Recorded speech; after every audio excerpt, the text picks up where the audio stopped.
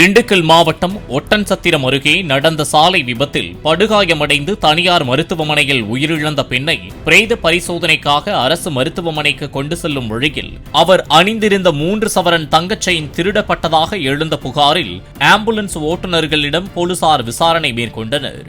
ஆந்திர மாநிலம் சித்தூரைச் சேர்ந்த அண்ணாதுரை என்பவர் தனது மனைவி மற்றும் 7 மாத குழந்தையுடன் பழனிக்கு காரில் சென்றபோது ஒட்டன்சத்திரம் அருகே அதிவேகத்தில் சென்ற கார் சாலையோர பள்ளத்தில் கவிழ்ந்தது.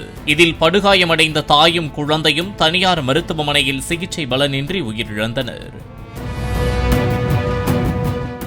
பிளே ஸ்டோர் மற்றும் ஆப் ஸ்டோரில் இருந்து பாலிமர் செயலியை QR கோடு மூலம் பதிவிறக்கம் செய்யுங்கள். செய்திகளை உடனுக்குடன் பெறுங்கள்.